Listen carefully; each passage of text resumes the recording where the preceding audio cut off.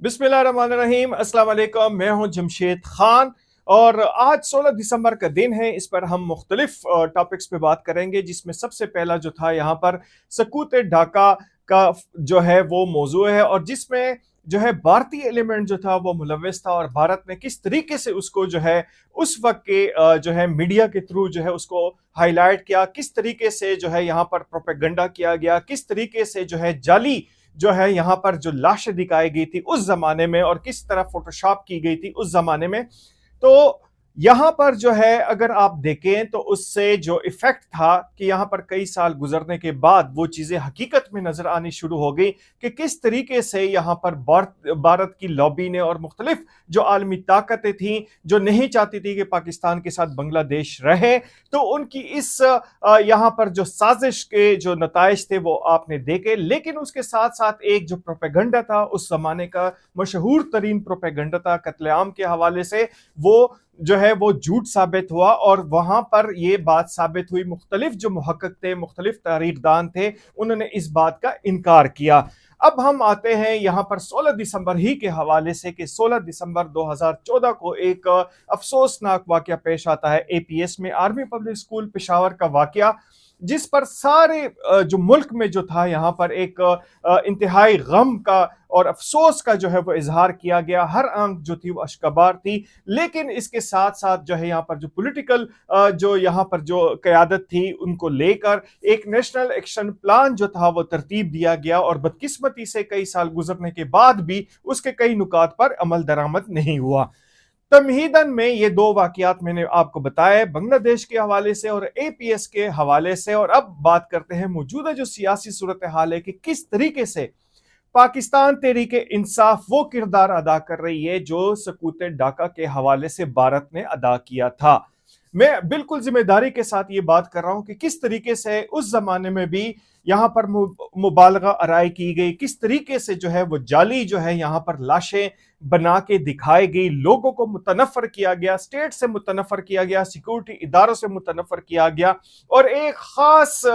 जो मकसद के लिए जो है वो ये चीजें कराई गई, जिसका नतीजा ये हुआ कि पाकिस्तान दो टुकड़ों में तकसीम हुआ, और उसके नताइज जो है वो उन्होंने बांग्लादेश ने भी भुगते और पाकिस्तान ने भी भुगते। लेकिन जो खुशी थी उसको उस जमाने में भारत को वो देखने के काबिल थे, और अब हम दोबारा ये देख रहे हैं कि किस तरीके से डी चौक के वाकयात को बढ़ा चढ़ा कर पेश किया जा रहा है, किस तरीके से लोगों को मुतनफर किया जा रहा है, किस तरीके से इन लाशों की सियासत की जा रही है। एक बात जो हमें समझ में नहीं आती कि गुज़िश्ता रोज यानी कि 15 दिसंबर को शोहदा डे जो है अली अमीन गंडापुर ने मनाया, तहरीक इंसाफ ने मनाया, और इसका मकसद जो था सिर्फ एपीएस के वाकयात को, उसकी शिद्दत को जो है वो कम करना था, और उसको मजलूम बनने के लिए कोई ना कोई हरबा चाहिए होता है। ये पहली दफा नहीं है, इससे कबल भी जो है 9 मई के वाकयात होते हैं, और 9 मई के वाकयात के बाद पहले तो कुछ खामोशी हो जाती है, और खामोशी के बाद जो है एकदम उनकी अयारी मकारी जो है वो दोबारा शुरू हो जाती है, और पाकिस्तान तहरीक इंसाफ जो है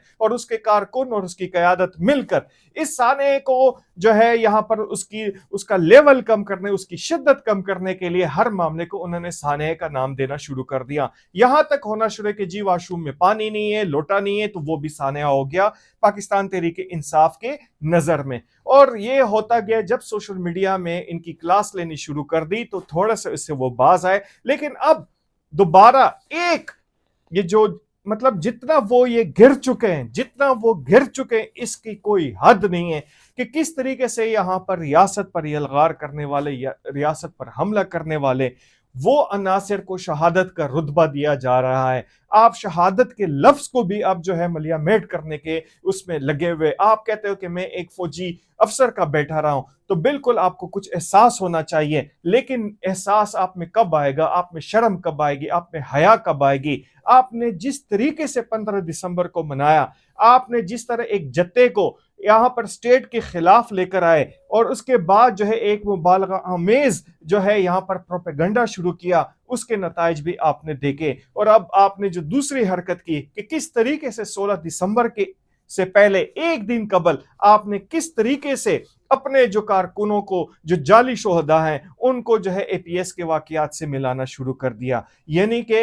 हद होती है किसी भी दर्जे की कि कोई भी एक शऊर रखने वाला शख्स जो है वो इसकी ना सिर्फ मजम्मत करता है बल्कि आपके इस फेल पे यकीनन लानत भी बेचता है। लेकिन क्या करें कि आप पे तो ना कुछ असर होता है, ना शर्म है, ना हया है, और आप किसी भी हद तक गिर सकते हैं। ये आपने कंफर्म कर दिया, ये आप लोगों ने साबित कर दिया कि आप में कोई इखलाकी जवाज अब रह नहीं गया है कि जिस तरीके से जो जब आपको दबाया जाता है, जब रियासत की रिट कायम होनी शुरू हो जाए तो आप घुटनों को हाथ लगाते हैं, और जब आपको आप कहते हैं कि इंसानी हकूक का मसला है, फ्रीडम ऑफ स्पीच का मसला है, तो फिर आप जो है इस रियासत पर यलगार करना शुरू कर देते हैं। मैं यकीनन जाती तौर पर भी कल का जो एक वाकया 15 दिसंबर का, उस पे यकीन माने कि मुझे ना सिर्फ